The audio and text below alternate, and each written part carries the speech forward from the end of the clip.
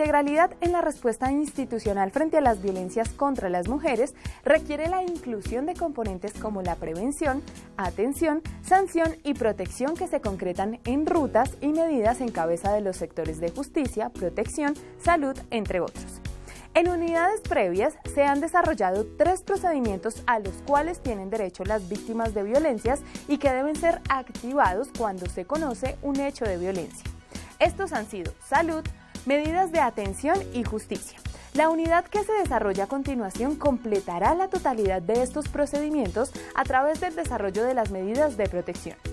Las medidas de protección son acciones a las que puede acceder una mujer que ha sido víctima de violencias y consisten específicamente en ordenar al agresor abstenerse de realizar los hechos violentos o cualquier otra similar.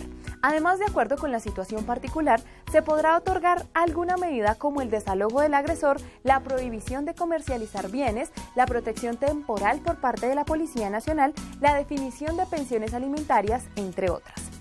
Las medidas de protección tienen las siguientes características. Son inmediatas porque su finalidad es brindar sin demoras la protección requerida. Se deben otorgar de manera urgente por la autoridad competente. Deben ser solicitadas con celeridad porque un retardo injustificado puede implicar una amenaza o riesgo para la vida e integridad personal de la víctima. A través de las medidas de protección, el Estado materializa la obligación de protección que hace referencia a las acciones dirigidas a brindar a las mujeres víctimas de violencia. Seguridad física, para garantizar su integridad personal, poner fin a las violencias o evitar que éstas se realicen cuando fuere inminente. Seguridad psicológica, para reducir el impacto de las violencias, fortalecer su autodeterminación y empoderarla en la superación de los hechos violentos. Seguridad jurídica, para garantizar el restablecimiento de sus derechos vulnerados. Para identificar cuál es la entidad competente encargada de emitir una medida de protección deben considerarse 2 situaciones. Si la violencia ocurre en el contexto familiar, la autoridad encargada de adoptar las medidas de protección es la comisaría de familia del lugar donde ocurrieron los hechos.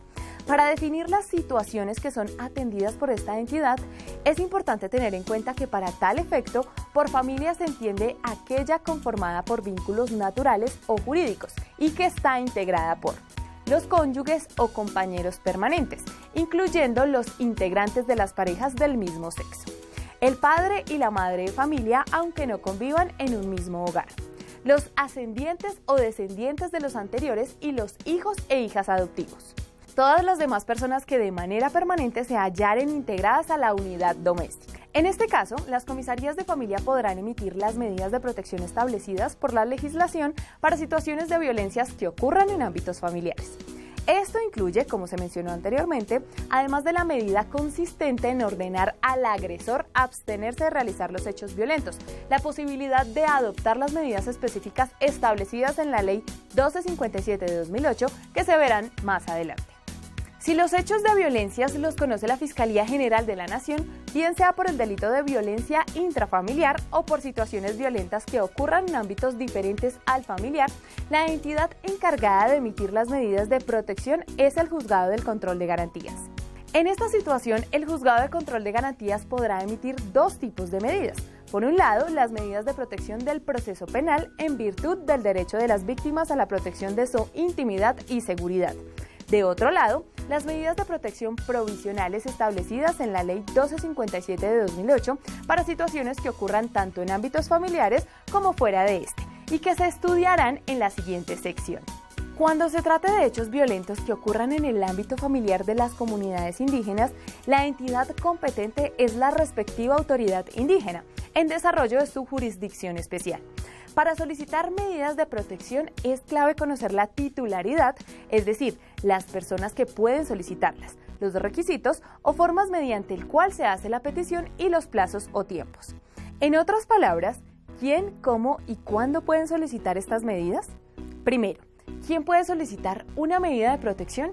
Si la solicitud se realiza ante la comisaría de familia, la petición puede ser presentada personalmente por la víctima, por otra persona que actúe en su nombre o por la Defensoría de Familia cuando la víctima se encuentre imposibilitada de hacerlo por sí misma. Si la solicitud se lleva a cabo ante el Juzgado de Control de Garantías, la petición puede ser presentada por la Fiscalía o por la víctima. Segundo, ¿cómo se puede solicitar una medida de protección? La petición es informal, ya que se puede presentar por escrito, de manera oral o cualquier otro medio idóneo que permita poner en conocimiento de la autoridad competente los hechos violentos. Asimismo, no se requiere de abogado o abogada para hacerlo.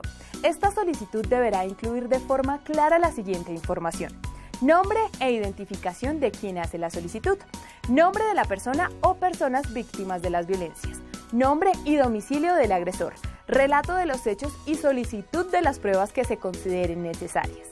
Y tercero, ¿cuál es el plazo para solicitar una medida de protección?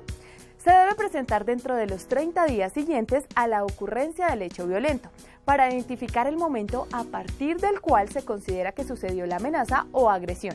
Es importante diferenciar entre dos tipos de hechos: instantáneos, o que se realizan en un momento específico y en los cuales los 30 días se cuentan desde el día en que ocurrieron los hechos; permanentes o continuos, como en las situaciones de violencia psicológica, intimidaciones y amenazas.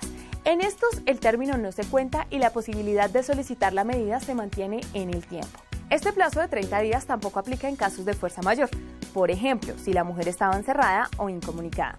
En todo caso, este tiempo debe analizarse de manera sistemática de acuerdo con el principio de debida diligencia visto en la unidad 6 y teniendo en cuenta la finalidad preventiva que buscan las medidas de protección.